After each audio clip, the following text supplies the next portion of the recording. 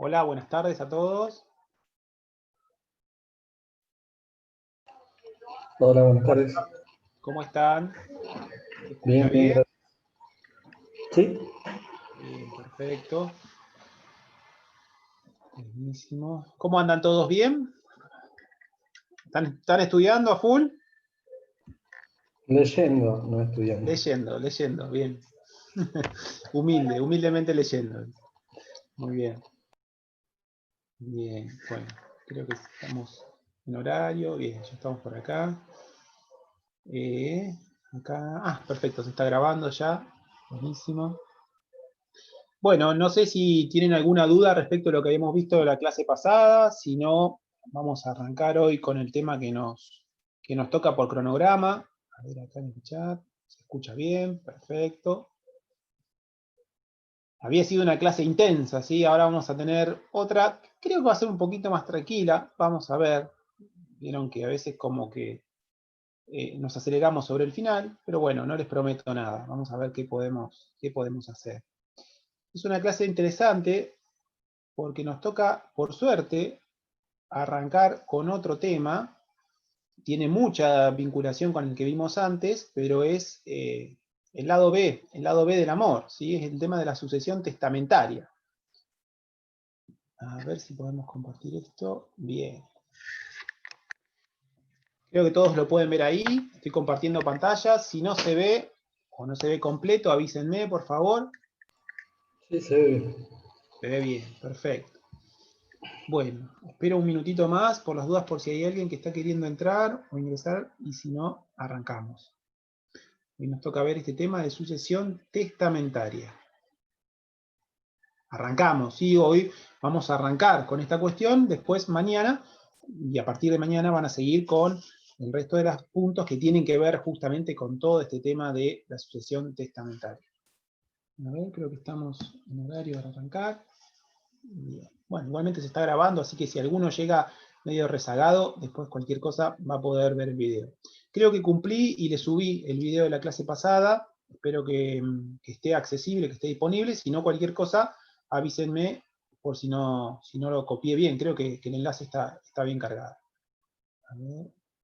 No, vamos a poner este porque si no, no se me ve. Bien. Bueno, vamos a arrancar entonces con el tema de hoy. Nosotros habíamos visto en la clase pasada, y de hecho este es el artículo sobre el cual les vengo diciendo que vamos a insistir y ustedes lo van a terminar incorporando de una manera bien arraigada este artículo porque es el central, ¿sí? Para poder entender todo el esquema de la sucesión por causa de muerte, ¿sí? Habíamos analizado el artículo pasado y habíamos encontrado, ¿sí? Este artículo en la clase pasada quiero decir, y habíamos encontrado que en este artículo justamente se hallaban esas fuentes sucesorias que nosotros habíamos empezado a analizar. ¿Se acuerdan que habíamos hablado de dos opciones o dos posibilidades, que era la sucesión intestada y la sucesión testamentaria, justamente el lado B, el lado que hoy vamos a empezar a analizar? ¿Y por qué arranco de vuelta con este artículo? Porque es acá donde encontramos, ¿sí? Donde encontramos justamente esta posibilidad. Entonces, acuérdense que el artículo 2277 nos marca la apertura de la sucesión. Ustedes ya saben que la apertura de la sucesión se causa en el mismo momento, ¿sí? En el mismo momento del fallecimiento del causante, a través de la muerte real o la muerte presunta, la apertura de la sucesión y la transmisión de su herencia a las personas llamadas a sucederle, por la ley o por el testamento. Justamente cuando eran convocadas por la ley habíamos empezado la clase pasada y ustedes estuvieron desarrollándolo durante el transcurso de la semana, todo lo que tiene que ver con la sucesión a intestato por disposición de la ley. Y hoy nos toca ver el otro lado. Así que entonces acuérdense que teníamos las dos grandes fuentes testamentarias, las dos grandes fuentes de las sucesiones por causa de muerte, la intestada y la testamentaria. Hoy nos vamos a centrar en esta segunda fuente, que es la que está vinculada a la voluntad del causante, ¿sí? Entonces, este es el segundo punto, esta segunda fuente es la que vamos a empezar a analizar hoy.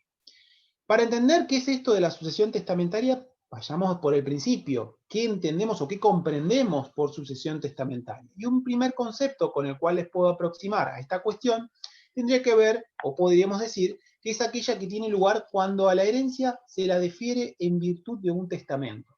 Bien, o sea, que hasta acá me estás queriendo decir básicamente entonces que esta posibilidad se da a partir de un aspecto o un elemento central, ¿sí?, que tiene que ver con la voluntad del causante y qué es el testamento. Pero si no definimos lo que es testamento, tampoco podemos lograr entender mucho a qué se refiere esta fuente sucesoria.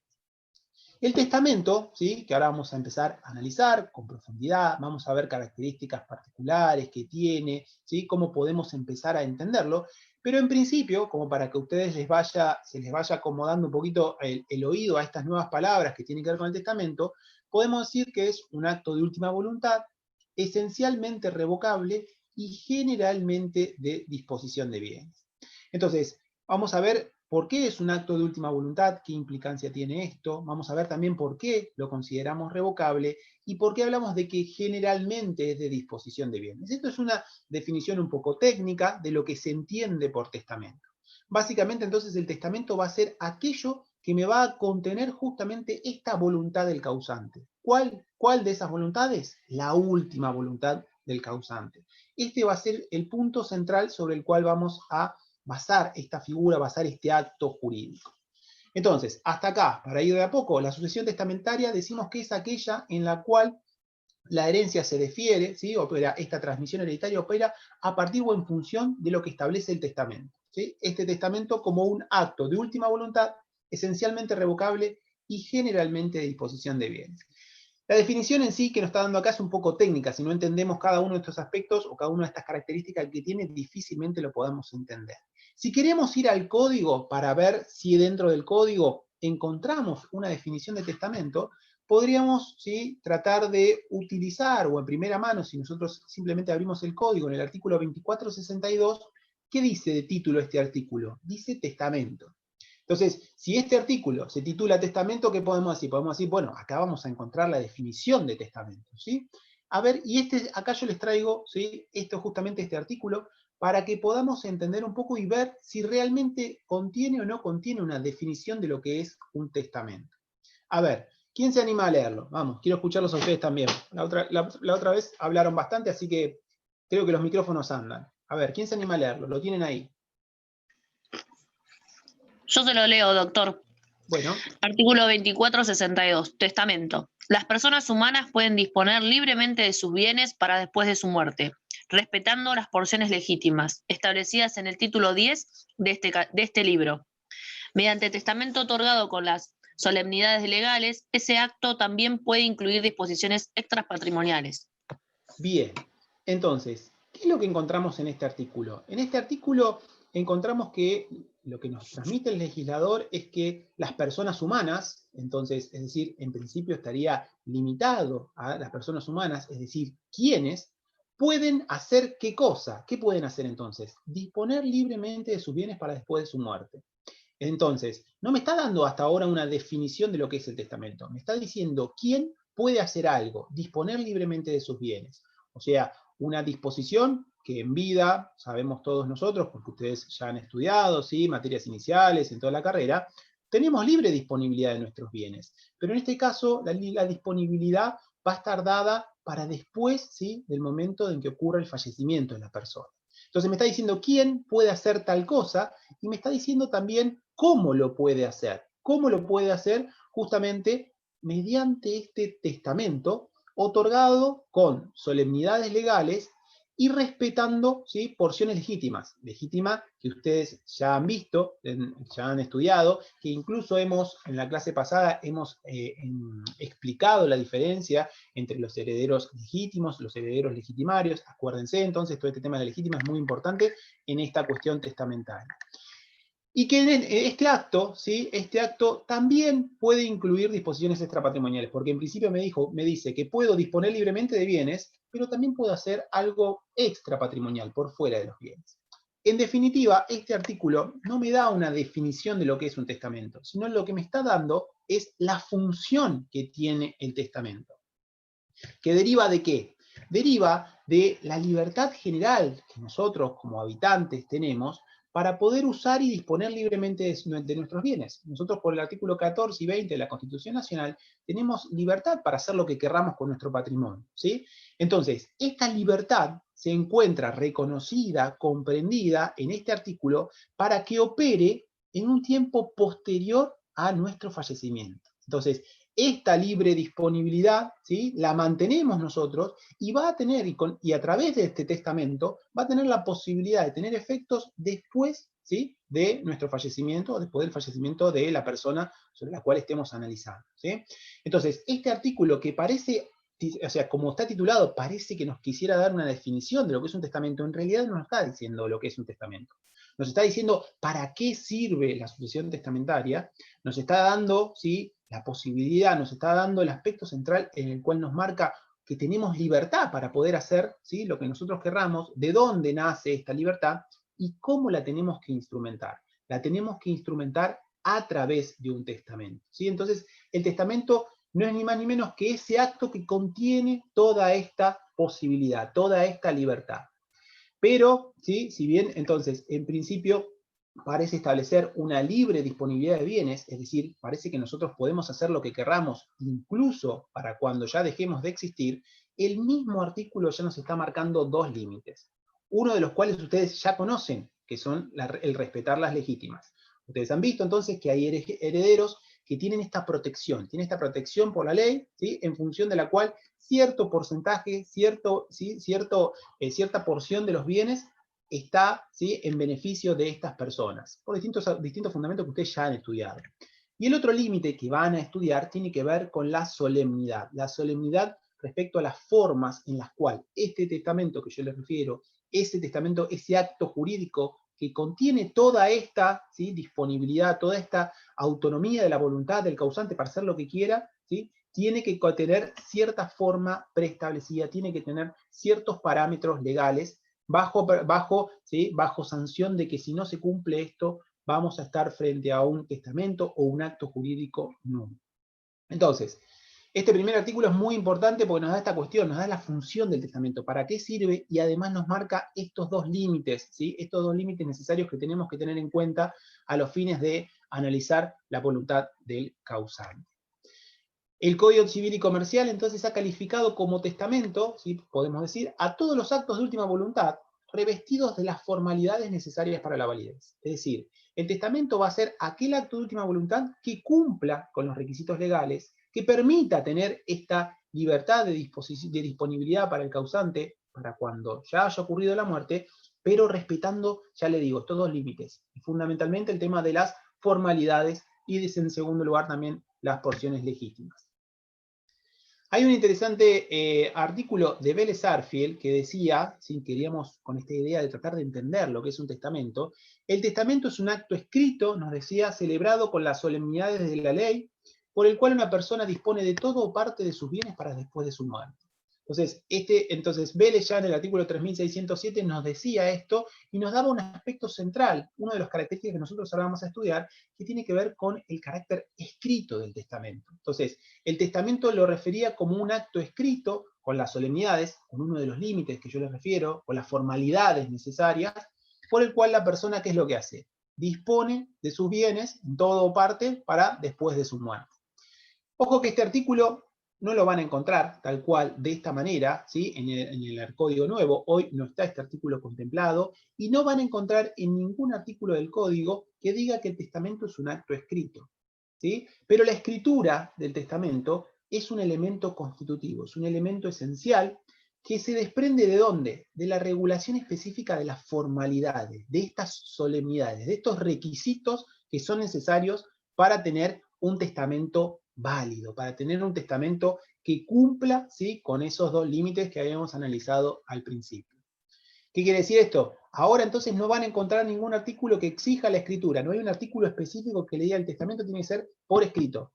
Sin embargo, esta característica se desprende de cómo están dadas las formalidades que ustedes van a estudiar a partir de mañana. Yo no me voy a meter en formalidades hoy, sino que eso lo van a estudiar mañana. Se desprende entonces de esas solemnidades. ¿Por qué esto es importante? Para poder distinguir lo que se conoce, o como el programa incluso se los refiere, o como pueden encontrar en el material bibliográfico, que es el testamento nuncupativo. El testamento nuncupativo no es ni más ni menos que el testamento a viva voz. Un testamento que era válido en tiempos antiguos, ¿sí? Pero que hoy no está legalmente contemplado. Hoy no hay posibilidad de plantear un testamento que haya sido verbal, ¿sí? El testamento tiene que tener algún soporte, un soporte por escrito. Si no, no habrá, entonces, este acto jurídico, no habrá testamento. Entonces, el testamento habíamos arrancado que era un acto jurídico, ¿sí? Un acto jurídico que tiene ciertas particularidades que ahora vamos a desglosar, pero como acto jurídico responde a la conceptualización que tiene, como tal, el artículo 259. ¿Se acuerdan de este artículo 259 del Código Nuevo? Ustedes capaz que lo estudiaron con el Código anterior o con el Código Nuevo, depende de cómo vayan en la carrera, pero básicamente un acto jurídico es un acto voluntario lícito que tiene por fin inmediato la adquisición, modificación o extinción de relaciones o situaciones jurídicas. Esta definición es plenamente aplicable, ¿sí?, a este acto jurídico, a el testamento, a la sucesión testamentaria. Mediante el testamento justamente se produce la adquisición de derechos con posterioridad al fallecimiento del causante, ¿sí? Entonces, el testamento va a ser plenamente válido, va a reconocer y va a estar inmerso dentro de la regulación propia de los actos jurídicos, dentro de este artículo 259, que repásenlo por las dudas, y va a tener efectos con posterioridad al fallecimiento del causante. ¿Esto qué es? ¿Por qué es importante? Porque este artículo, el artículo 2463, nos remite a las normas de los actos jurídicos en general para aquellas cuestiones que no estén reguladas en especial. ¿Esto qué? Esto es una válvula de escape, es muy importante este artículo. ¿Por qué? Porque en cualquier cuestión o conflicto que ustedes tengan y que no encuentren una resolución o una posibilidad de solución en la normativa específica de los testamentos, van a tener que utilizar la normativa general de los actos jurídicos. Y esto vamos a ver que es muy importante, sobre todo en tema de nulidades, ¿sí? En tema de nulidades tiene mucha remisión a esos artículos. Con lo cual van a tener que repasar, lamento decirles, ustedes que se pensaban que ya Civil 1 estaba lejos, lamento decirles que van a tener que repasar también las normas vinculadas a los actos jurídicos en general. ¿Qué características podemos encontrar de este acto jurídico del testamento? Uno de los aspectos fundamentales que tiene es el carácter de unilateralidad. ¿Esto quiere decir? ¿Qué quiere decir esto? Que este acto jurídico se va a perfeccionar con la sola voluntad del testador, ¿sí? Es decir, con la sola manifestación del testador. Y ustedes entiendo que ya han visto aceptación y renuncia de la herencia, y como tal, ustedes han visto que, ninguna herencia, o sea, en nuestro sistema no se admite o se reconocen los herederos necesarios, sino que siempre la herencia tiene la posibilidad de ser aceptada o renunciada por un heredero. Y acá les planteo a ustedes, si yo les digo que este testamento es unilateral, y si les digo entonces que es la voluntad del causante, ¿sí?, manifestada a través de este acto jurídico, ¿no es necesaria también la demanda por parte del aceptante? ¿No es necesario que tengamos, ¿sí?, una aceptación por parte del heredero que ha sido instituido a través del testamento? ¿Qué les parece a ustedes? ¿Puede ser cuestionado este carácter de unilateralidad? ¿Podemos entender que hay una suerte de oferta por parte del testador y una demanda por parte del heredero? Podríamos llegar a interpretar esto como que en realidad no es unilateral, sino que hay una especie de contrato metido dentro de todo esto? ¿Sí o no? ¿Qué les parece a ustedes? Con lo que han visto hasta ahora. Para mí sería que no, porque es siempre revocable. Ah, bien, me trajiste un tema, uno de los caracteres que vamos a analizar, ¿sí?, para tratar de explicar toda esta cuestión, que te estás adelantando. Es correcto, está bien, te estás adelantando. Pero a vos, así por lo que te parece ahora, ¿podemos entender que esto es un contrato o no es un contrato? ¿Podemos entender que es bilateral o no? ¿O podemos mantenernos en la postura que yo les dije recién de la unilateralidad? No, porque no requiere la aceptación de la otra parte. Simplemente al ser unilateral. Pero si no hay aceptación de la otra parte, ¿a quién le deja las cosas? No puede perfeccionar su voluntad. Es lo mismo que la donación, no hay una contraprestación a cambio, por eso es unilateral, creo yo. Mucho cuidado, o sea, ojo con eso. Esto es justamente mi objetivo, que a ustedes les empiece a generar estas cuestiones y generar estas dudas. Vamos a contrato, no hablen de esto con la doctora Obligado, porque si le dicen que, que acá estamos igual que la donación, los va a matar, ¿sí? ¿Qué pasaba en la donación? ¿En la donación qué hay? ¿Es un contrato o no es un contrato? Sí, es un contrato. Es un contrato, bien. ¿Y cómo se perfeccionaba la donación? Con la aceptación. ¿Cómo? Con la aceptación. Tenía que haber, digamos, una suerte de propuesta y aceptación. ¿Para qué? Para perfeccionar el acto. Sí. En cambio acá, y este es el objetivo justamente de los que les quiero plantear y que quiero que ustedes les quede claro con esto, es que acá el acto está perfeccionado con la sola y única voluntad del causante. Es decir, el acto jurídico, el testamento, está perfeccionado en función de lo que el causante quiere realizar. No es necesario, ¿sí? No es necesario para que el acto jurídico sea plenamente válido, no es necesaria la aceptación, ¿sí? Por parte del heredero o el legatario. ¿Por qué? Porque si bien las voluntades con el aceptante son coincidentes, ¿para qué? Para que pueda operar la transmisión del bien que yo quiera dejarle o de la herencia que yo quiera dejarle, no son conjugadas ni simultáneas y tampoco son necesarias para la perfección en sí del acto jurídico. Esa característica de simultaneidad y necesariedad son las que justamente le dan las particularidades de un contrato, cosa que acá no se da, ¿sí? Entonces, ¿por qué les traigo esto? Porque hay algunos autores que ustedes pueden llegar a leer, en los cuales se hacen estos planteos para tratar de entender justamente por qué seguimos sosteniendo este carácter de unilateralidad del testamento, ¿sí? En función de cuando adquiere este testamento plena perfección como acto jurídico, más allá de que los efectos van a estar diferidos para el momento del fallecimiento del causante. ¿Y para qué? Para que el heredero a quien yo quiero dejarle las cosas efectivamente las reciba, tiene que aceptarlo. No voy a obligarlo, ¿sí? a recibir o a ser mi heredero, sino que va a estar en la posibilidad de hacerlo sin perjudicar la validez del acto jurídico. Si no acepta el heredero, no acepta la persona a la cual estoy queriendo beneficiar, bueno, no podré, ¿sí? No podré materializar mi voluntad, que está perfeccionada con este acto, y si no dije nada más en relación a quien quiero dejarle las cosas, nos iremos a la vía que estudiamos antes, que es la sucesión intestada. Nos iremos a lo que dice la ley que va a pasar o que va a ocurrir con ese patrimonio si no puedo cumplir, si no puedo materializar esa voluntad. No sé si fui claro en la idea, como esto es para que ustedes, sí, digamos, empiecen a analizar estas cuestiones, porque si los analizan los caracteres así, digamos, como si fueran de memoria, no lo van a terminar de entender en dónde está la implicancia de todo esto. ¿Y por qué es importante este carácter unilateral?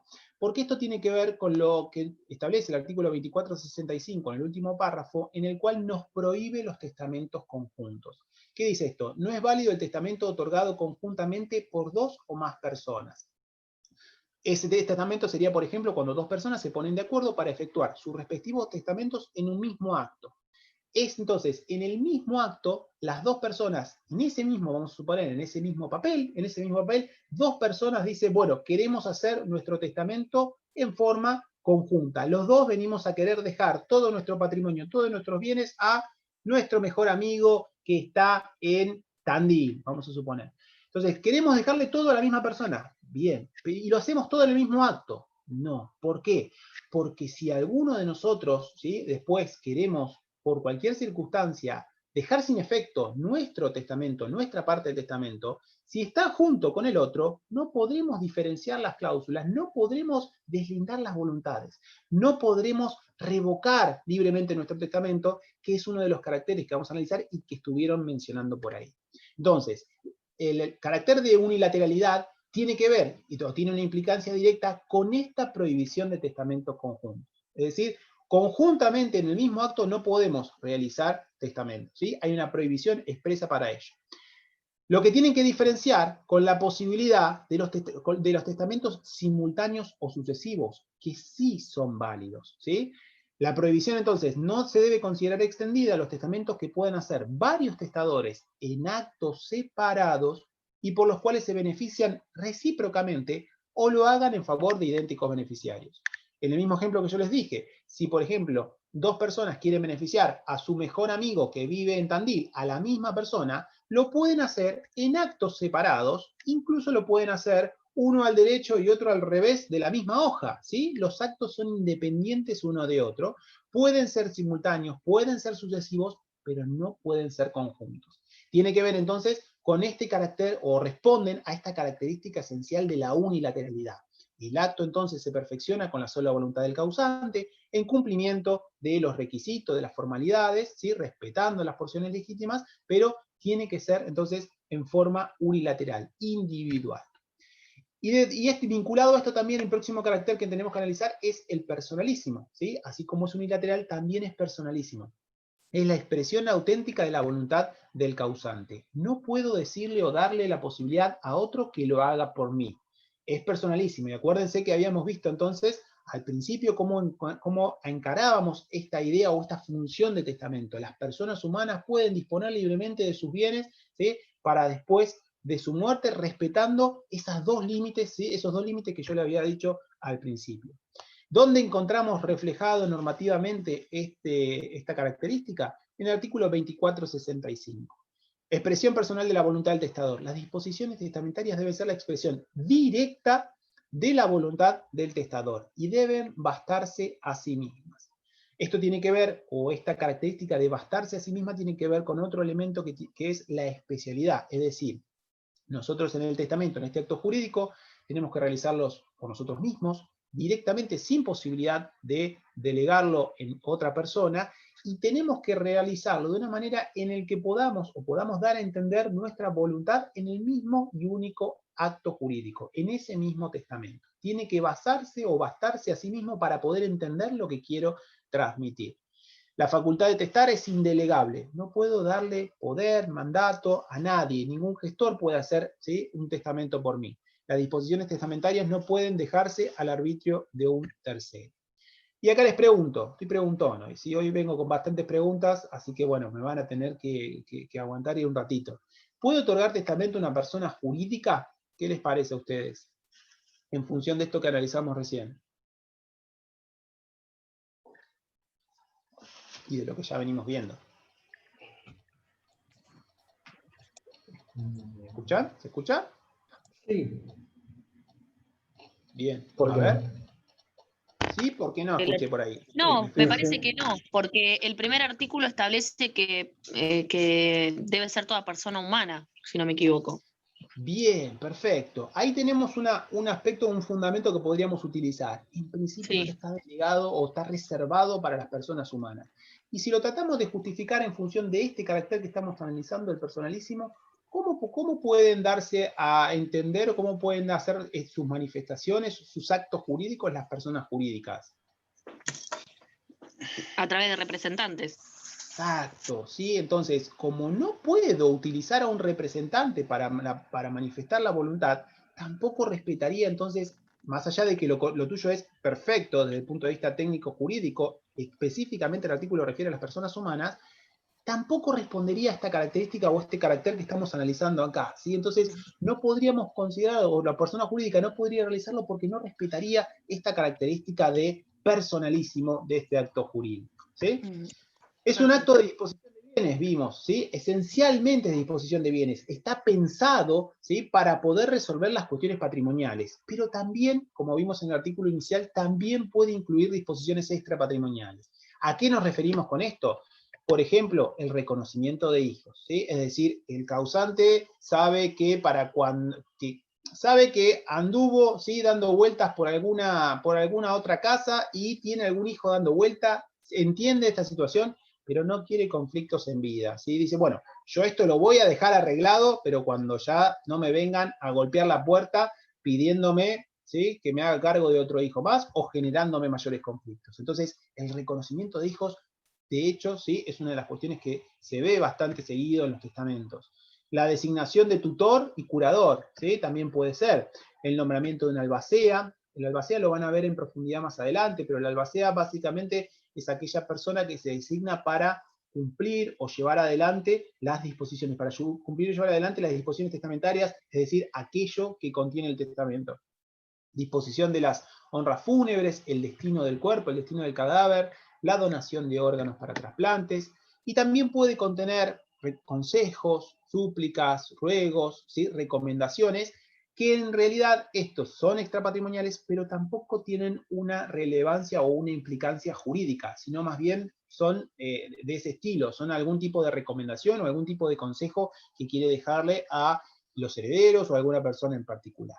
Estas son algunas de las cuestiones, no son todas, ¿sí? De los aspectos extrapatrimoniales que pueden contener. No tenemos límite acá, sino que simplemente es un ejemplo como para que ustedes puedan ver que no solamente, ¿sí?, el testamento puede contener aspectos ligados a lo patrimonial, también puede tener algunas cuestiones extrapatrimoniales. Y es un acto solemne también. Habíamos dicho que uno de los límites que teníamos que tener en cuenta la función del testamento, ¿sí?, a este artículo inicial que habíamos analizado en el 2462, es la solemnidad. Es decir, tiene que cumplir ciertos requisitos, ¿sí? Tiene que cumplir cierta forma. La omisión de alguna de las formas priva de efectos a este acto jurídico. Todas las solemnidades que las leyes exigen se deben guardar en el testamento. Si una se omite, el testamento es injusto o nulo.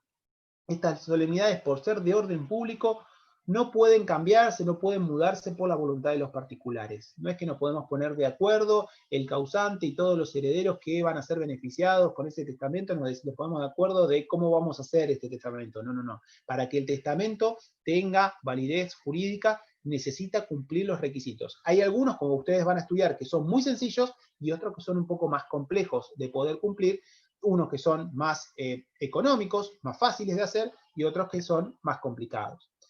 Lo importante de este acto jurídico, entonces, y una de las características centrales que tiene, es que tiene efectos después de la muerte del testador. A diferencia de las liberalidades hechas por actos entre vivos, como habíamos visto de las donaciones, ¿sí?, que producen sus efectos de inmediato. Pero cuidado con esto, mucho cuidado con este efecto. Como acto jurídico, ¿sí?, el testamento se perfecciona en el momento en que es otorgado, ¿sí?, el momento en que se hace el testamento cumpliendo con las formalidades necesarias.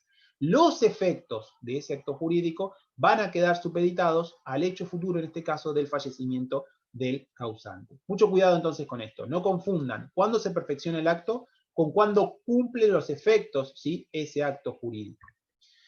Es esencialmente revocable, como habíamos dicho al principio y refirió también algunos de sus compañeros. Es una característica esencial del testamento como manifestación de última voluntad. Siempre responde a esta idea, ¿sí? El testamento contiene, debe contener, la última voluntad del causante. Por lo tanto, podemos cambiar de voluntad, podemos cambiar de idea a lo largo del tiempo. En función de esto podemos ir cambiando, podemos ir revocando, dejándolo sin efecto, un testamento viejo que ya no responde a lo que queremos, ¿sí?, en este momento que ocurra al momento del fallecimiento. La única excepción a esta regla estaría dado por el reconocimiento de los hijos extramatrimoniales, que ustedes esto ya lo han visto con familia, y ustedes saben, ¿sí?, que el reconocimiento que se hace incluso en instrumento privado tiene efectos en lo inmediato, sin tener que esperar a la muerte. Con lo cual, si nosotros en vida del causante encontramos ese papelito, encontramos ese testamento en el cual reconoce un hijo, podremos utilizarlo para lograr la eficacia, para lograr, ¿sí?, la eficacia de ese reconocimiento, incluso en vida, entonces, del causante. ¿Esto por qué? Porque lo haremos valer en sí no como un testamento, sino como un instrumento que contiene esta manifestación y que es atribuible a la persona. Repasen los artículos 571 y 573 que tiene que ver con este tema del reconocimiento de hijos y las formas que se pueden utilizar para el reconocimiento. Pero vuelvo a lo mismo entonces, es esencialmente revocable porque la idea es que contenga la última voluntad del causante. ¿Dónde encontramos regulado normativamente o dónde encontramos estas características? No es que las inventé yo, ¿sí?, sino que las tenemos normativamente establecidas en el artículo 2511, nos dice que el testamento es revocable a voluntad del testador y no confiere a los instituidos derecho alguno hasta la apertura de la sucesión, ¿sí? Entonces, por más que nosotros veamos que el causante nos está queriendo dejar todos nuestros bienes, todavía no tenemos nada de todos los bienes que quiere, los bienes del mismo causante, ¿sí?, la persona que estaría analizando, ¿sí?, o previendo su situación patrimonial para cuando ocurra el fallecimiento, por más que en ese papel nos diga que nos deja $1.000.000, todavía hasta que no ocurra el fallecimiento no vamos a poder tocar un solo peso o un solo dólar, ¿sí?, de ese patrimonio. Esto recién va a tener efectos al momento del fallecimiento. la facultad de revocar el testamento o modificar las disposiciones es irrenunciable e irrestringible. Y esto está protegido entonces por normativa de orden público. Esto no es modificable, esto no es pactable, esto no podemos, ¿sí?, limitarlo de ninguna manera. Esta posibilidad de modificar, de revocar el testamento, no puede limitarse, no puede restringirse de ninguna forma. Sobre esta cuestión de la revocación de los testamentos, después vamos a profundizar un poco más cuando ustedes vean ineficacias del testamento. Ahí se va a analizar un poco más el tema de la revocabilidad. Tienen que vincularlo entonces con estos dos artículos, el 25.12 y el 25.13, que nos habla de estas cuestiones que ya les digo, la revocabilidad la vamos a analizar, o la van a analizar en particular cuando vean más adelante ineficacia de las disposiciones testamentarias. Pero básicamente, ¿qué es a lo que nos refiere esto? Es que si queremos revocar un testamento, vamos a tener que revocarlo, modificarlo a través de otro testamento que sea válido. La única forma de dejar sin efecto, de revocar un testamento, es a través de otro testamento. Y que si tenemos un testamento que es posterior a uno anterior, que no ha sido revocado directamente, pero es incompatible en cuanto a su interpretación, siempre vamos a tratar, o sea, siempre vamos a interpretar o a entender cuál fue la última voluntad del causante, qué es lo último que él quiso hacer con la persona, con su patrimonio. Esto igualmente lo van a estudiar con un poquito más de detalle más adelante. ¿De dónde viene, ¿sí?, la fuerza obligatoria del testamento? ¿Por qué con todas estas características que tiene, ¿sí?, tenemos que cumplir este testamento? Y a veces que se confunde esta cuestión con que la fuerza obligatoria del testamento viene porque es la última voluntad del causante. Pero en realidad, ¿sí?, si uno lo analiza, la fuerza obligatoria o el por qué tenemos que cumplir el testamento no deriva de la propia persona, sino que deriva de la ley que le confiere esos efectos jurídicos a esa manifestación de la voluntad. Entonces, en este caso, el acto al cual la ley le otorga obligatoriedad es esa declaración de voluntad. Pero es la normativa, es esta ley, es lo que estamos estudiando, lo que le da la fuerza suficiente para que el resto de las personas tengan que cumplirlo.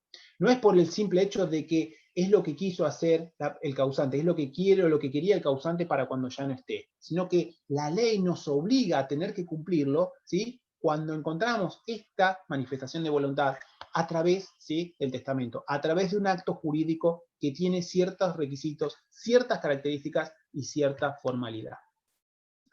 La ventaja que tiene la sucesión testamentaria... Perdón, doctor, ¿le puedo hacer una consulta respecto a lo que habló de revocabilidad e ineficacia? Sí. La revocabilidad siempre va a ser por un testamento que sea posterior, ¿verdad? Y la ineficacia puede darse por algún, alguna, no me sale, error o por redacción que esté mal redactado, que tenga algún requisito que no, o sea, no sé, alguna nulidad, digamos. Sí, por eso yo no me metí mucho ahí, porque cuando veamos ineficacia, ¿sí?, entonces Bien. vamos a ver que hay diferentes tipos, ¿sí?, de ineficacias. Hay unas ineficacias que se llaman ineficacias estructurales y hay unas ineficacias que se llaman ineficacias funcionales, ¿sí? Dentro Bien. de las ineficacias estructurales, en las cuales el problema está en el acto jurídico, ¿sí?, encontramos las nulidades. Por ejemplo, lo que vos decís, hay un error, o resulta que hice el testamento porque me pusieron un arma en la cabeza. Entonces, ahí podremos plantear la nulidad del acto jurídico porque tiene un problema desde la conformación. En cambio, hay otras ineficacias que son ineficacias sobrevinientes, ¿sí?, al acto. El acto, el testamento en sí es válido, pero tiene algún otro problema por el cual no puede mantener no puede mantener los efectos, no puede mantener la virtualidad de ese acto jurídico. Una de esas ineficacias funcionales es la revocabilidad. La revocabilidad que puede ser por la propia voluntad, ¿sí?, por la propia voluntad del causante, cuando a través de otro testamento posterior, ¿sí?, dejó sin efecto el testamento anterior. Los dos testamentos eran válidos desde el origen, ¿sí? No tienen problemas, nadie le puso un arma en la cabeza para hacerlo. Sin embargo, cambió su opinión en el tiempo y quería modificar o la persona o los bienes que estaba transmitiendo. ¿Me seguís en la idea? Bien. Sí, sí, perfecto. Y en el caso, por ejemplo, que se encuentre vulnerable la legítima, por ejemplo, que se haga un testamento que vaya en contra de la legítima. ¿En ese caso va a ser nulo o va a ser revocable? Ahí tienen, sí, digamos, diferentes acciones Sí. para poder reducir aquellas porciones que se hayan extendido, ¿sí? que no respeten la legítima, para reducirlas proporcionalmente y poder, ¿sí? cumplir con las legítimas, manteniendo subsistente la voluntad respecto de lo que tenga disponible. ¿Sí? Bien. Hay acciones de reducción y unas acciones como para poder, digamos, respetar, lograr que se respete la legítima y tratar, ¿sí? de mantener la voluntad del causante sobre la parte disponible. Perfecto. Muchas ¿Sí? gracias. No, de nada.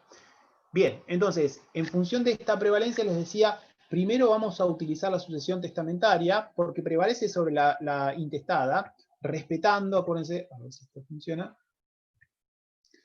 respetando esto de las porciones legítimas, pero siempre vamos a darle prioridad a lo que el causante quería hacer con su patrimonio para después del fallecimiento.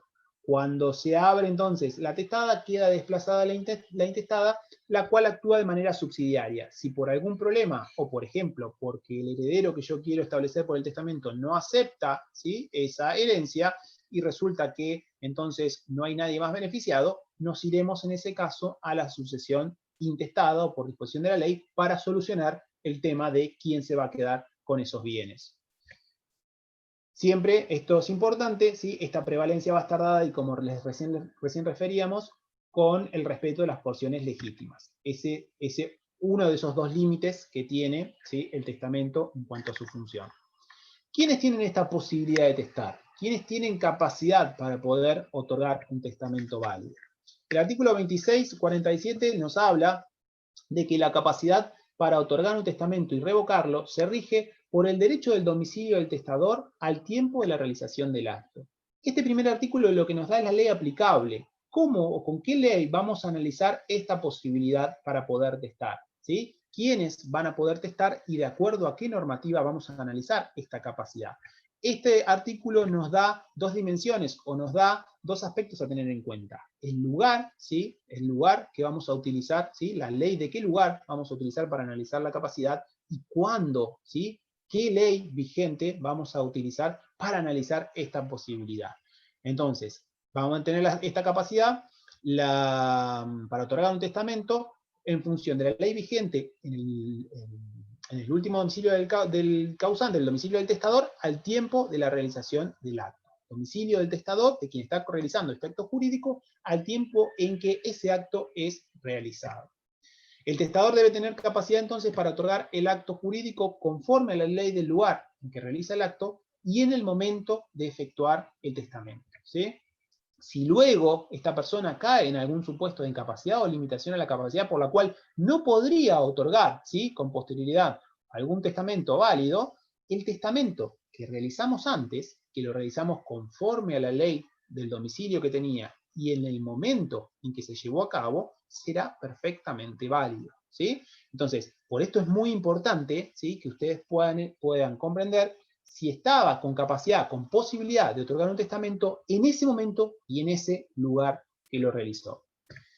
¿Por qué? Porque nos enfrentamos a diferentes supuestos de incapacidad o de limitaciones a la capacidad para poder otorgar un testamento válido. Tenemos 4 grandes grupos de supuestos de limitación a la capacidad. Derivadas de la edad, derivadas de la falta de razón, derivadas de la falta de aptitud para comunicarse y derivado de vicios de la voluntad. ¿Sí? Algún defecto entonces por el cual está afectada la voluntad. Son los 4 grandes grupos, ahora los vamos a referir cada uno de estos supuestos de incapacidad. ¿Sí? No sé si esto lo quieren anotar como para tener una referencia y igualmente después les subo el PowerPoint. Las derivadas de la edad, el artículo 2464 en este sentido es bastante claro, pueden testar las personas mayores de edad al tiempo de la realización del acto. ¿Qué quiere decir con esto? Que teníamos que tener mínimo 18 años al momento de otorgar el acto, al momento de realizar el testamento. No pueden, en principio, entonces, testar las personas menores de edad. Esa es una limitación, entonces, en cuanto a la posibilidad o a la aptitud o a la capacidad para poder otorgar un testamento. Las segundas derivadas de la falta de razón, y esto se vincula con lo que ustedes ya han estudiado en Derecho de Familia, y este artículo 2467 nos dice que es nulo el testamento, o en su caso la disposición testamentaria, por haber sido otorgado por persona privada de la razón en el momento de testar. La falta de razón debe ser demostrada por quien impugna el acto. Y acá les pregunto a ustedes, a ver, ¿por qué este artículo pone, ¿sí?, la carga de la prueba, pone en cabeza de quien impugna el acto la necesidad de acreditar la falta de razón? ¿Qué les parece a ustedes que ya son abogados en derecho de familia?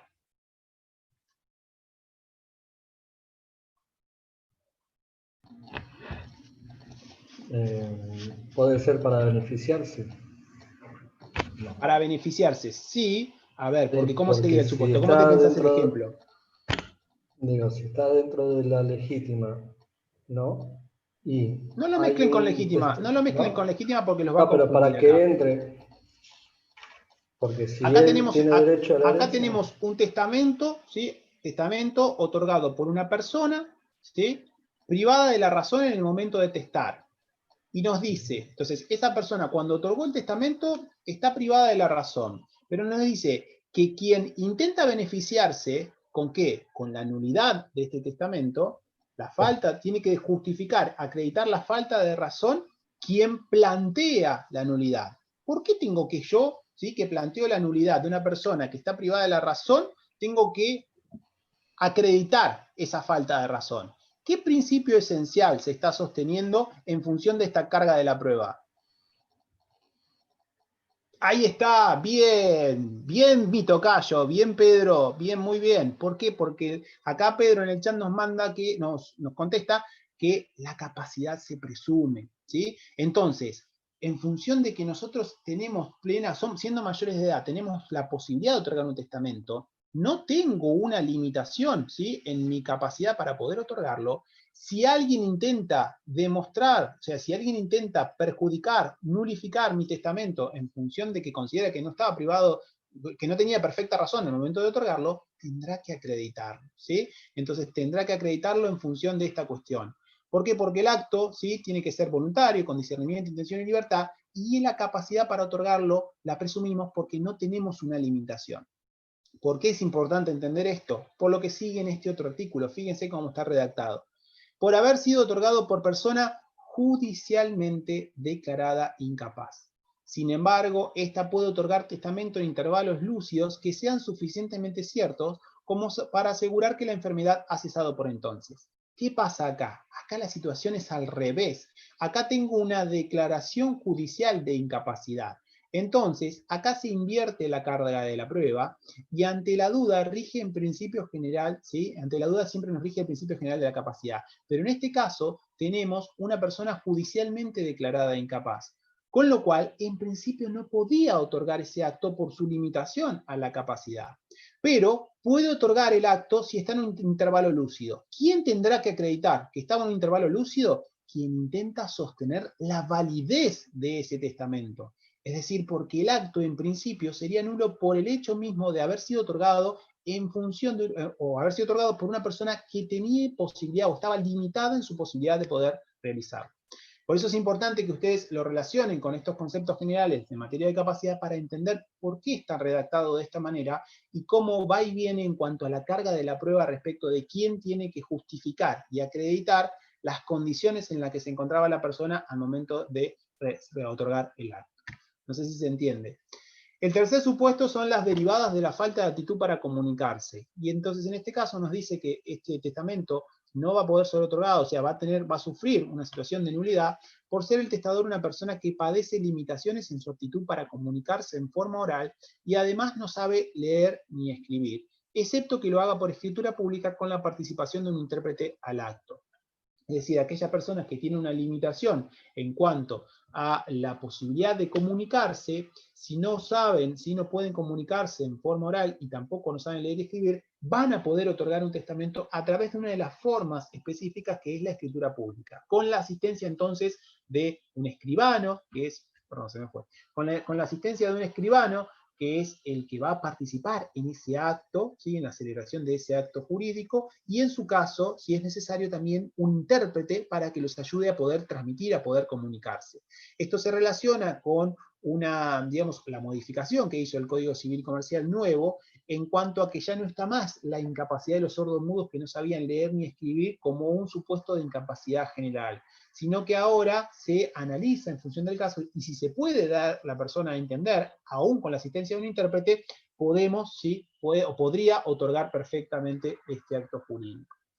Y las derivadas de los vicios de la voluntad. Y esto es un poquito lo que refería recién la compañera de ustedes, que no me apareció el nombre, no sé quién era, que me estaba hablando así como en off, por haber sido otorgado entonces un acto jurídico con error, dolo o violencia. Acuérdense entonces que estos vicios afectan o la intención o afectan la libertad de la persona. Sobre todo esto después vamos a volver a analizarlo cuando veamos en específico el tema de ineficacias testamentarias, cuando se vea el tema de las nulidades, ¿sí? Pero si quieren ir repasando, acá tienen los artículos que, como yo les refería, en esa válvula de escape, en ese artículo que nos remite a las normas de los actos jurídicos en general, esta normativa vinculada al error, al dolo y a la violencia, en general, para los actos jurídicos, son aplicables a estas situaciones, son aplicables a estos vicios de la voluntad.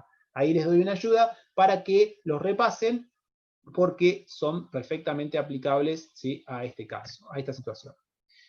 Y en cuanto a la ley aplicable, vimos entonces que la ley aplicable a la capacidad para testar es la actual del domicilio del testador al tiempo de hacer el testamento, ¿sí? Es la que decide entonces esta capacidad o incapacidad para poder otorgar un testamento, para poder realizar el testamento. Que no deben confundirla, ¿sí? Con la ley aplicable al contenido del testamento. Esto es muy importante y son errores comunes, ¿sí? En cuanto a analizar qué ley, ¿sí? Se utiliza para entender la capacidad para testar y el contenido del testamento. Vuelvo con esto porque es importante. La capacidad para testar, la posibilidad de otorgar un testamento, lo analizo de acuerdo a la ley del domicilio del testador al tiempo en que celebra el acto. Ahora, el contenido del testamento, ¿sí? Aquellas disposiciones que están dentro del testamento, lo cual implica también el análisis, por ejemplo, de las legítimas, lo voy a hacer en función de la ley vigente al momento de la muerte del testador, ¿sí? Al momento de la muerte del causante.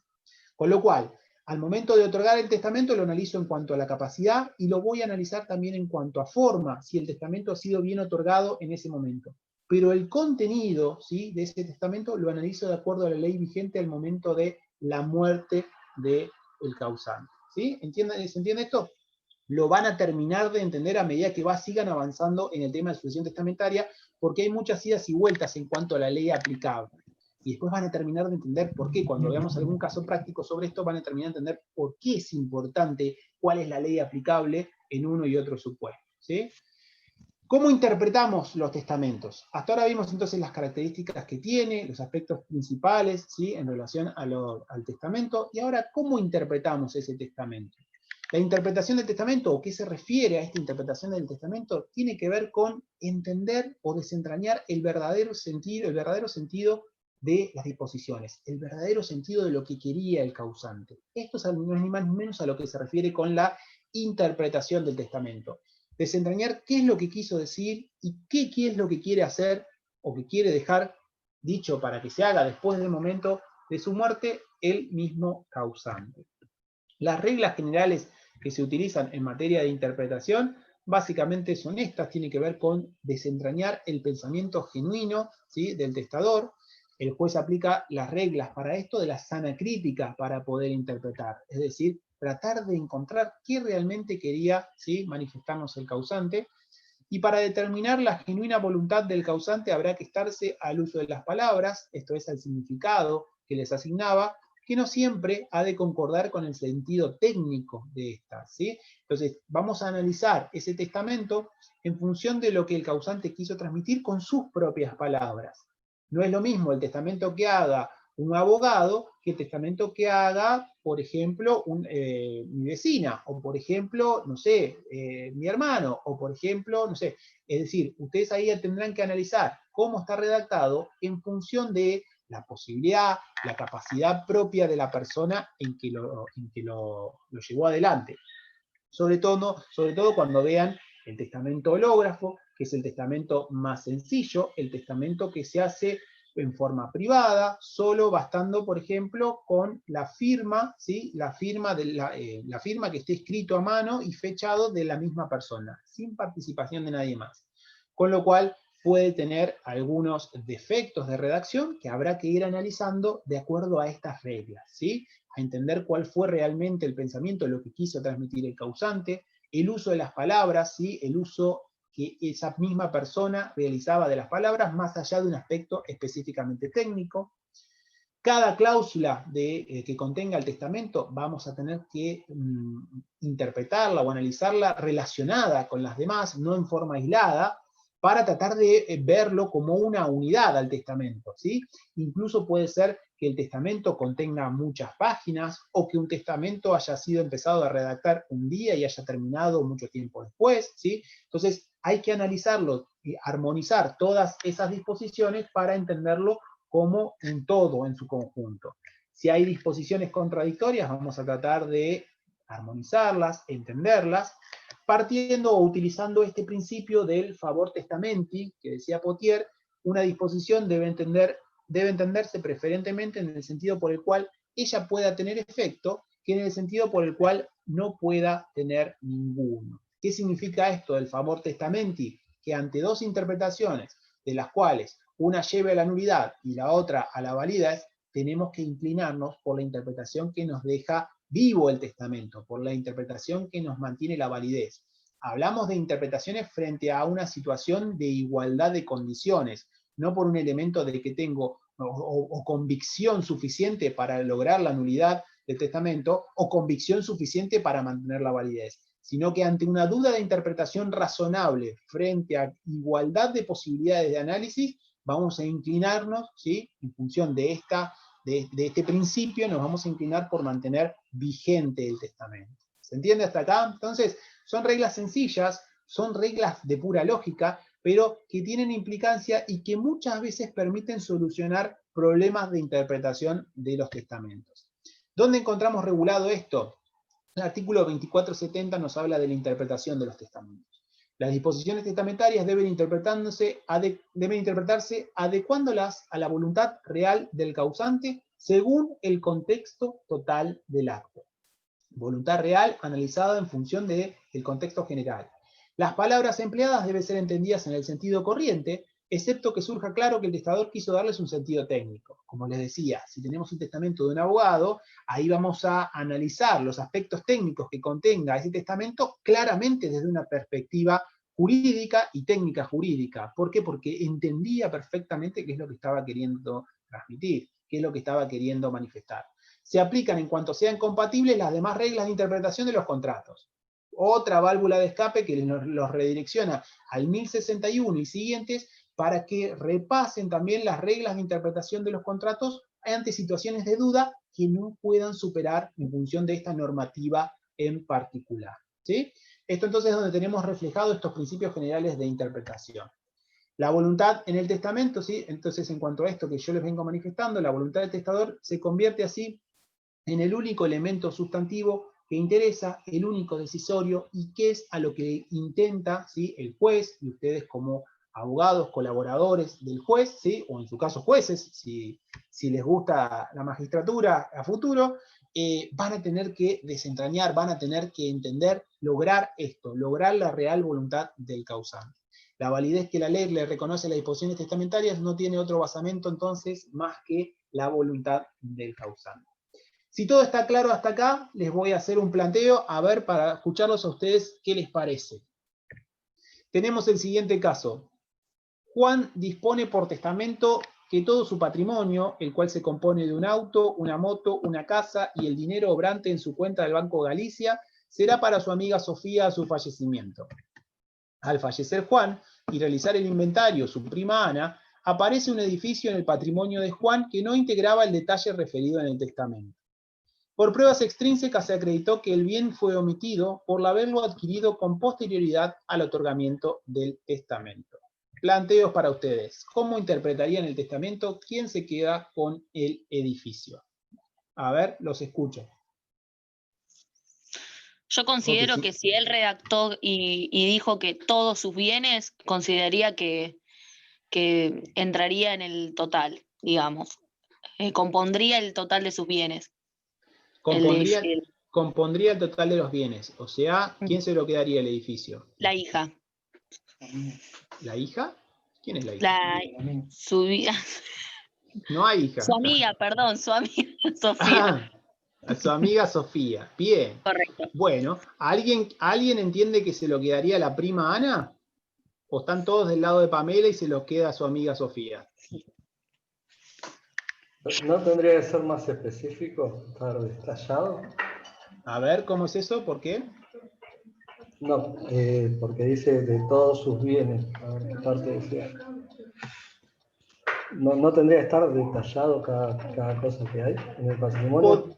Podría tener que estar detallado. El problema es que vos te encontrás con un testamento que ya está redactado y Juan ya no está. Entonces, ¿qué pasa con esto? Sí. ¿Para qué les traigo este ejercicio? Para que entiendan la necesidad de interpretar el testamento, ¿sí? ¿Cómo lo interpretamos? Porque el juez ya no le puede preguntar a Juan qué quiso decir y tampoco puede pedirle mayor aclaración sobre esto. Con lo cual tenemos que interpretar, y esta es una tarea muy difícil, ¿sí? Es una de las tareas más difíciles que va a tener que hacer el juez. ¿Por qué? Porque en este caso tenemos poca gente, pero ustedes imagínense casos en los cuales hay muchos herederos, muchos bienes, ¿sí? Y una coma en un lugar o una coma en otro lugar puede cambiar drásticamente cómo va a ser la distribución de esos bienes, ¿sí? Entonces, esto es justamente para esto lo que les traigo este ejercicio, que es muy sencillo, ¿sí? ¿Nadie está con Ana? ¿Nadie está con Ana? No, yo creo que me parece que el juez debe determinar la voluntad que hubiese querido el testador al momento de redactarlo. Y si en ese momento, por ejemplo, él no determinó que de los bienes que tenía al momento de testar le decretara alguno a su tía o a su prima, Ana, no lo hubiese hecho posteriormente aunque hubiese adquirido este bien. Para mí. Bien, me gusta. Yo creo que si se tomó la molestia de hacer un testamento para dejarle esos bienes que tenía al momento de la constitución de ese acto a su amiga, cuando adquirió el edificio también se hubiese tomado la molestia de unirlo a ese testamento, y que si no lo unió, quizás también con el mismo sentido se podría pensar que lo adquirió para dejarlo a sus otros familiares. Entonces por ahí estaría bueno que solo se tomaran en cuenta lo que dice en el testamento de ese momento, que él dejaba su patrimonio hasta ese momento de constitución. Después lo demás, si se va a suponer, entonces hay que ajustarnos a lo que dice realmente y no pensar en posibilidades. Bien, acá apareció Julia, que es la abogada de Ana. Muy bien, apareció la abogada de Ana. Me gusta que haya abogado de los dos lados, ¿sí? Me gusta, bien. A ver qué me dicen por el chat los que no se animan a hablar. A ver. En su declaración de voluntad no menciona el edificio. Debería continuarse por sucesión a intestato ese bien inmueble. Acá tenemos a Pedro que está junto con Julia. Ahí tenemos el bufete de abogados de Ana. Para mí el edificio no entraría en la sucesión testamentaria. Debe estarse a lo que está escrito ahí. Nicolás también está dentro del mismo bufete. ¿Bien? Bien, justamente esto es, esto es un caso inventado, ¿sí? Que tiene que ver que les traigo para tratar de plantearles esta cuestión. Acá el elemento, ¿sí? El elemento central entonces será qué aspectos ustedes pueden justificar, acreditar, para poder lograr entender qué es lo que pasó por la cabeza de Juan al momento de otorgar este testamento. Y fíjense en este pequeño ejercicio que hay posiciones de un lado y del otro, ¿sí? Sobre algo, como le decía Martín, sobre algo en el cual no vamos a encontrar un elemento objetivo que nos dé la respuesta. Entonces, acá será una cuestión en función de ustedes cómo pueden interpretarlo y cómo pueden lograr la convicción y darle a entender al juez que su interpretación es la correcta, ¿sí? Y darle elementos al juez para qué, en función de cuestiones de redacción, en función de otros aspectos que incluso pueden traer, no para, digamos, entender las cláusulas del testamento, sino para tratar de entender qué es lo que estaba queriendo hacer Juan con ese edificio y por qué no lo incluyó en el testamento, porque puede ser que Juan haya fallecido al otro día de haber firmado la escritura del edificio y no tuvo tiempo para poder hacerlo, puede ser que haya tenido una pelea con su amiga Sofía, puede ser que hayan ocurrido muchas situaciones, ¿sí? Que ustedes nos van a ir ayudando para tratar de entender qué es lo que pasó acá.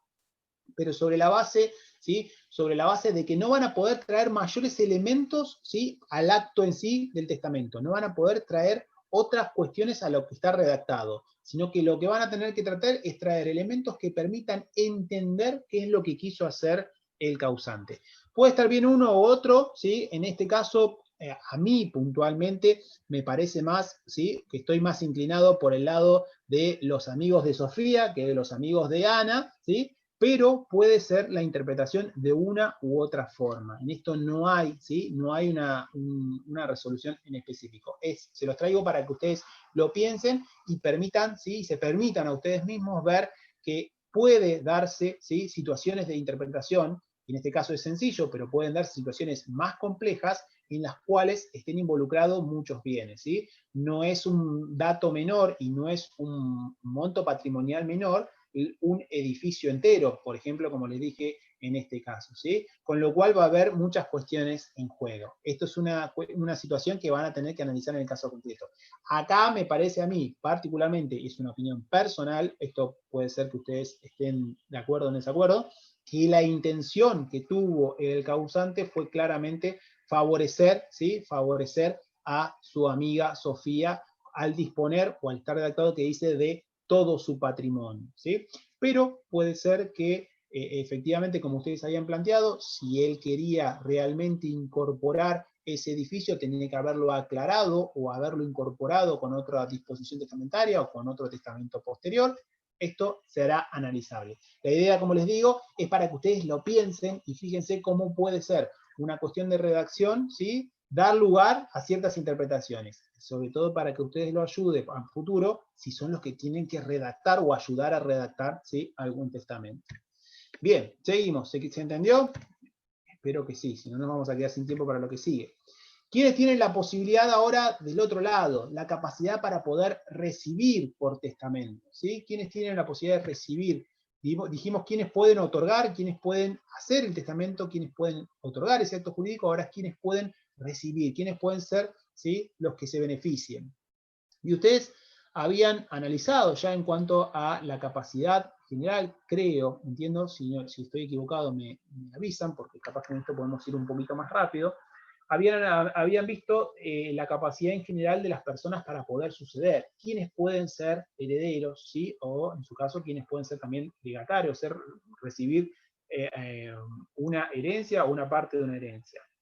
Habíamos visto que el 2279, las personas humanas existentes al momento de la muerte tienen esta posibilidad, tienen esta capacidad para poder suceder, es decir, con el hecho de existir, conforme a lo que establece el artículo 19 del Código Civil y Comercial, en cuanto a la existencia de las personas, las concebidas en ese momento que nazcan con vida, por la aplicación del artículo 21 del Código Civil y Comercial, ¿sí? En el momento en que se daba la concepción, para lo cual también tienen que tener en cuenta el caso de la Corte Interamericana de Derechos Humanos, de Artavio Murillo en Costa Rica, la idea o la interpretación que da a la concepción, en este caso, la Corte Interamericana. Entiendo que esto lo han visto, si no es así me avisan, ¿eh? Las nacidas después de su muerte mediante técnicas de reproducción humana asistida, con los requisitos previstos en el artículo 561, que nos habla de la forma y los requisitos del consentimiento, ¿sí? Para poder otorgar para poder lograr, ¿sí? Esa técnica de reproducción humana asistida, que esto ha sido cuestionado en función de la modificación que se realizó a este artículo cuando pasó el proyecto de Código Civil y Comercial por el Senado, que se modificó este artículo porque remitía antes al 563, que fue dejado sin efecto, ¿sí? Que también fue modificado. Y las personas jurídicas existentes al tiempo de su muerte y las fundaciones creadas por su testamento.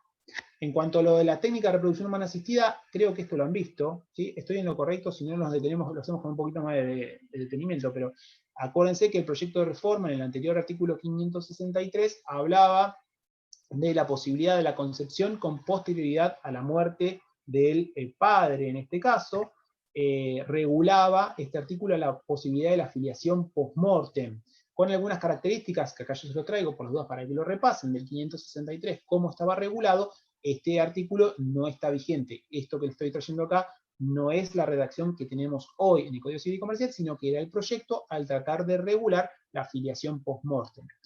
Esto fue modificado en el análisis del Congreso, por lo tanto, se entendería que podría nacer después de la muerte del causante mediante esa técnica, pero la concepción no se podría realizar conforme disposición legal con posterioridad a la muerte, porque justamente no tenemos esa posibilidad de una concepción post-mortem. Al menos hoy no está regulado, habrá que ver lo que se resuelva por los jueces ante un planteo de estas características, de los cuales ya ha habido casos, y creo que esto ustedes ya lo analizaron cuando vieron filiación por las técnicas de reproducción humana asistida. Con lo cual, la distinción que hacía este artículo 2279 en el inciso C deja de tener sentido. Basta o alcanza a saber que la capacidad para suceder en general, que la aplicamos a este tema de sucesión testamentaria, la tienen las personas existentes, ¿sí?, concebidas por naturaleza o por técnica de reproducción humana asistida, debidamente consentida, antes o en el momento mismo del fallecimiento del causante, obviamente con la condición de que nazca con vida, que es una condición resolutoria, y ese nacimiento que haya sido antes o después de la muerte del causante. Es decir, básicamente esto es una síntesis de lo que podemos entender en cuanto a esta capacidad para suceder en general, ¿sí? Entonces lo tienen las personas existentes, las personas que están existentes, que han sido concebidas por naturaleza o por técnica de reproducción humana asistida, antes o en el momento mismo del fallecimiento del causante, ¿sí? O sea, la concepción tiene que darse antes, la persona existe, con la condición resolutoria de que nazca con vida. Ese nacimiento puede ser antes o incluso después, ¿sí?, del fallecimiento del causante. Lo importante es que ya existía, es decir, que la concepción ya se había logrado, ¿sí?, con anterioridad. ¿Estoy en lo correcto? ¿Esto se entiende? Sigo para adelante, ¿sí? Si tienen alguna duda con esto me dicen, porque esto es nada más que la capacidad en general para suceder, que entiendo que ustedes ya han visto, aplicada entonces o retraída a esta cuestión testamentaria.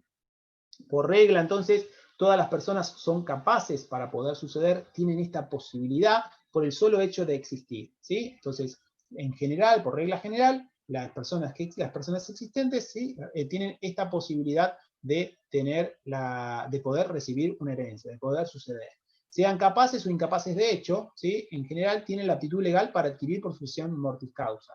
Quiere decir esto, quiere decir, por ejemplo, los menores de edad, ¿sí?, por el hecho de existir, tienen la posibilidad de tener esta capacidad para suceder, tienen esta capacidad de derecho, por más que no puedan ejercer, ¿sí?, los actos propios o inherentes a esa función. La capacidad de ejercicio está limitada por esta disminución, por esta situación de disminución de edad, pero, ¿sí?, pero tienen esta aptitud, tienen esta posibilidad para poder recibir una herencia cualquiera. En este caso la vamos a ver, la testamentaria. Las personas humanas, ¿sí?, tienen la posibilidad de suceder a intestato o por testamento. Es decir, ¿sí?, las personas humanas tienen la capacidad para recibir de cualquiera de las dos fuentes legales. Las personas jurídicas pueden recibir herencias o legados, pero únicamente, ¿sí?, por testamento. Acuérdense que hemos analizado en la clase pasada que la ley, ¿sí?, entonces no prevé un beneficio para las personas jurídicas. No hay sucesión intestada para las personas jurídicas, ¿sí?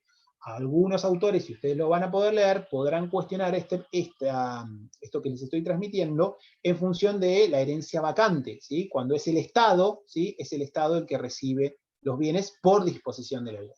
Pero bueno, eso se trata con alguna particularidad. Pero en los principios generales, entonces, es esta distinción en cuanto a la capacidad para poder suceder, la capacidad para poder recibir una herencia. La capacidad entonces la tienen las personas humanas, por disposición de ley o por testamento. Las personas jurídicas la tienen únicamente para las sucesiones testamentarias. ¿En qué momento tiene que tener esta aptitud? ¿En qué momento, ¿sí?, tiene que tener esta capacidad? En el mismo instante en que se produce el fallecimiento, ¿sí?, por la aplicación del artículo 2277, que nosotros ya habíamos analizado, o si lo quieren ver desde la vieja nota del 3282 del Código de Vélez, la muerte, la apertura y la transmisión de la herencia se causan en el mismo instante. Esta idea de Vélez se ha transmitido, se ha traspolado, ¿sí?, a este artículo 2277 hoy, que de vuelta se los traigo porque es un artículo muy importante en cuanto a la transmisión. Es decir, en el mismo momento del fallecimiento del causante opera la transmisión hereditaria, no hay intervalo de tiempo, con lo cual ese es el punto en el cual tenemos que tener la posibilidad de recibir una herencia, ¿sí?, la posibilidad, esta capacidad para poder suceder. La excepción a esto está dado en el mismo artículo 2279, que me refería, en el inciso D, porque habla, ¿sí?, de las fundaciones, ¿sí?, que en este caso la fundación está creada por el mismo testamento. permite recibir testamentariamente las fundaciones que no existen al momento del fallecimiento del causante, sino que se crean, ¿sí?, a partir del mismo testamento, es decir, el mismo acto jurídico. Este testamento está dando los aspectos necesarios para crear, ¿sí?, una fundación. Cuando entonces la sucesión y el legado que tengan por objeto crearla y luego requerir la correspondiente autorización para que esta persona jurídica exista. ¿Por qué se da esto? Y es el único caso, entonces, como les decía, de que el sujeto pasivo de la transmisión puede no existir al momento de la muerte, tiene que ver con una finalidad o el objeto, o la finalidad o el objeto social que tiene justamente las fundaciones, una finalidad de bien común. El bien común que persigue, ¿sí?, y sin un fin de lucro que persigue la fundación. Entonces, en una disposición testamentaria destinada a constituir una fundación y adquirir luego la correspondiente autorización. ¿Qué significa esto entonces? Vuelvo recapitulando. ¿Quiénes tienen o qué personas tienen la posibilidad de poder recibir una herencia, en este caso a través de un testamento? En principio las personas que existan al momento mismo momento del fallecimiento del causante. Esa es la condición, la regla general. En el caso de las personas jurídicas hay una excepción que está con las fundaciones. ¿Por qué? Porque la fundación puede ser creada a partir de la misma voluntad del causante. Un ejemplo. En el testamento que yo realizo, ¿sí?, quiero crear la fundación Los Pedritos para que todos los días a las 8 de la noche les den un café a los alumnos de sucesiones de la Facultad Nacional, ¿sí?, porque se tienen que bancar las clases de sucesiones, ¿sí? Entonces, quiero que todos los días a las 8 de la noche creo esta fundación para que les dé un café, y para lo cual voy a disponer de un capital de 1 millón de pesos de mi patrimonio, el cual, obviamente, tengo en mi haber y lo voy a efectivizar a través de este testamento para cuando yo ya no esté. Entonces, en este ejemplo, ¿sí?, la fundación al momento del fallecimiento de la persona no existe, sino que se va a crear a partir, ¿sí?, de ese capital que se dispone para su creación, con los requisitos necesarios para la creación de esta fundación, y de esta manera, entonces, pese a no existir al momento del fallecimiento de la persona, tiene la posibilidad, entonces, de recibir esa herencia. ¿Cuál es la ley aplicable, entonces, a la capacidad para suceder? A la transmisión hereditaria, la del último domicilio del causante. Esta es la regla general que se aplica en materia, ¿sí?, de ley aplicable a la transmisión hereditaria o a la transmisión sucesoria en general. El 2644 nos contiene esta normativa cuando nos dice que la sucesión por causa de muerte se rige por el derecho del domicilio del causante al tiempo de su fallecimiento. Bueno, le hace una distinción respecto a los bienes inmuebles. ¿Por qué decimos entonces que esta ley aplicable general, esta regla general de ley aplicable a la transmisión hereditaria se aplica también a la capacidad para suceder? También nos marca esta idea de lugar y tiempo en el cual tenemos que tener en cuenta, es justamente porque ya no tenemos más contemplada la excepción que se estaba prevista en el artículo 3286 del Código de Vélez como, ¿sí?, una suerte de excepción a la regla general. ¿Qué quiero decir con esto? Quiero decir que entonces que la ley aplicable a la capacidad para suceder es la misma que aplicamos a la transmisión hereditaria en general hoy en día. Aplicamos el artículo 2644, ¿sí?, que nos habla justamente de esta posibilidad y cómo analizamos esta capacidad para suceder. ¿Quiénes no pueden recibir por testamento? Y voy rapidito con esto como para que tengan una idea, ¿sí? ¿Quiénes están vedados? ¿Quiénes tienen una inhabilidad para poder recibir por testamento? En principio, el tutor de los menores de edad y el curador. El artículo 2482 nos habla que no pueden, ¿sí?, suceder quienes no tienen esta capacidad por disposición de la ley, los tutores y los curadores a sus pupilos, si estos mueren durante la tutela o curatela, o antes de ser aprobadas las cuentas definitivas de la administración. Yo acá les traigo un planteo, esto después analícenlo con un poquito más de detenimiento, porque nos quedamos ya sin tiempo, para ver cómo aplicaban ustedes que ya habían pasado, ¿sí?, por tutela, cómo aplicaban esto, ¿sí?, para los casos de las personas que están habilitadas a poder realizar un testamento. Vimos que solamente pueden otorgar testamento los que son mayores de edad, ¿sí?, mayores de 18 años. Con lo cual, sabiendo y en función de lo que establece el artículo 2464, ¿sí?, en cuanto a la extinción, también y analizándolo en función de la extinción de la tutela, vamos a ver que no puede otorgarse un testamento válido por un menor de edad, con lo cual no habría forma, ¿sí?, de que ocurra el caso en el cual fallece durante la tutela el menor de edad y haya podido otorgar un testamento válido, ¿sí? Nada, es una cuestión de error de redacción, si acá se los dejo como para que después lo analicen. Esto incluso, sobre esta cuestión trabaja Spiri, también si lo estudian desde ese material, también hace referencia a esta cuestión que tiene que ver con un error de técnica legislativa. En definitiva, lo importante entonces acá es que los tutores, ¿sí?, de los menores no pueden estar beneficiados, ¿sí?, los tutores y los curadores no pueden ser beneficiados por el testamento justamente que hagan los pupilos o las personas que están bajo, ¿sí?, su protección. ¿Qué otra persona está inhabilitada o impedida para poder beneficiarse con un testamento? El escribano y los testigos, ¿sí? El escribano y los testigos que participan en una de las formas de redacción del testamento, que es la forma del testamento por acto público, que se hace ante este escribano, y este escribano entonces no podría verse beneficiado por las mismas disposiciones que está llevando a cabo el causante en ese testamento, ¿sí? Porque es él el que los redacta, él el que ayuda en su realización, con lo cual podría de alguna manera verse beneficiado y perjudicar, ¿sí?, a la intención o la voluntad del propio causante. Finalmente también tenemos a los líderes o conductores espirituales. El 2482 nos habla de los ministros de cualquier culto y líderes o conductores espirituales que hayan asistido al causante en su última enfermedad, ¿sí? O sea, los protege de la situación de influencias que puedan llegar a realizar estas personas en los últimos momentos de vida del causante para que justamente no tuerzan esa voluntad, no se vean perjudicados por esa influencia.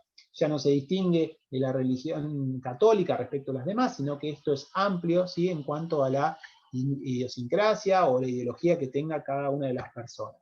Lo importante de todas estas cuestiones, ¿sí?, en cuanto a estas inhabilidades en general, para que ustedes tengan en cuenta a dónde apuntan con estas limitaciones, es proteger al causante, proteger la real voluntad del causante, ¿sí?, y que no se tuerza esa intención al momento de realizar el acto. Por ello no permite que esas personas que están cercanas, que pueden persuadir a la persona que está próxima a su muerte, resulten beneficiarios de una disposición de última voluntad que no resulta totalmente libre. Estas presunciones son juris tantum, es decir, estas presunciones tienen posibilidad de ser desvirtuadas con prueba en contrario. Si justificamos, si se acredita que realmente está queriendo beneficiar a esa persona por situaciones que no tienen que ver con la protección que está dando la ley, sino que hay causas y motivos más de fondo, más fuertes, por las cuales se está queriendo beneficiar a esas personas. ¿Cuál es la sanción si se realiza algún tipo de cláusula o disposición en favor de estas personas que están inhabilitadas para poder hacerlo? La nulidad, ¿sí? Si se realiza una disposición en favor de estas personas, las cláusulas y la disposición son de ningún valor. Incluso si se realiza ese beneficio o a esas personas a través de las parientes o las personas más cercanas, ascendientes, descendientes, cónyuges o convivientes de la persona que está impedida. El fraude de la ley en este caso es amplio en cuanto al aspecto probatorio, puede ser probado por cualquier medio, ¿sí? Llegamos al final, ¿sí? Fue dura, ¿sí? Espero que les haya servido, espero que les haya gustado esto. No sé si tienen alguna duda. Esta última parte tuve que acelerar un poco porque si no nos quedábamos sin tiempo, por lo menos para referirles lo que tenemos ahí contenido. Doctor, yo tengo una consulta respecto al último artículo que leyó en cuanto a las inhabilidades, cuando habló de los descendientes, ascendientes, cónyuges y convivientes. Sí. No entendí que si aún tratándose de estos, ellos no pueden recibir el testamento, o sea, no pueden recibir.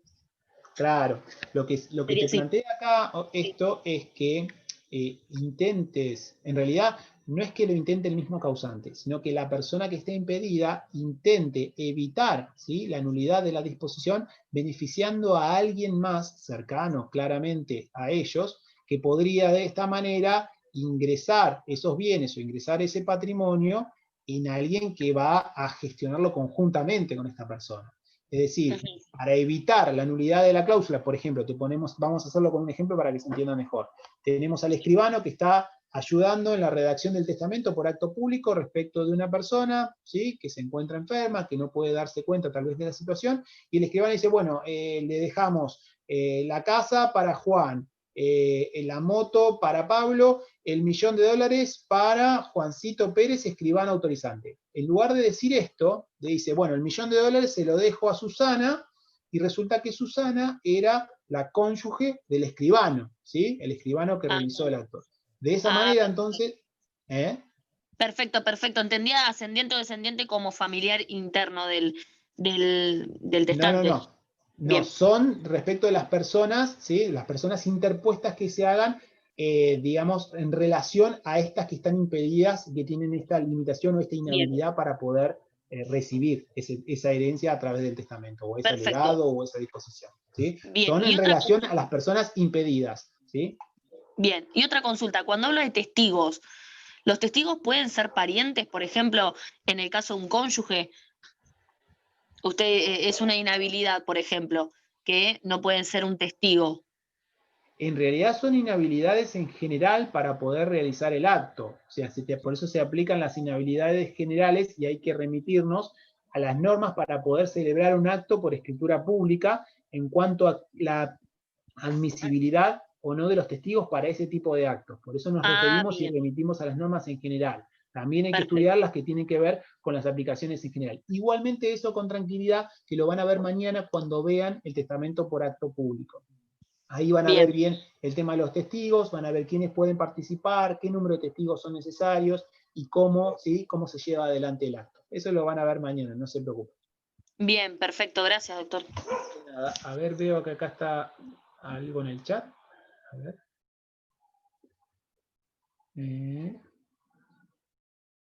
Bien, bueno, perfecto, me alegro que les haya gustado. No sé si tienen alguna duda o alguna consulta más. Esto vamos a dejar de compartir. Ahí está. Bueno, sí, estamos ya en horario, perdón si me pasé un poquito. ¿Hay alguna pregunta, duda o algo? Después les subo el PowerPoint y vamos a ver si conseguimos también la grabación para los que quieran repasarlo en algún momento. ¿Sí? ¿Estamos todos bien? Perfecto, bueno. Muchas gracias a todos, que tengan buenas tardes y nos vemos el martes que viene. Gracias. Buenas tardes, gracias. Gracias.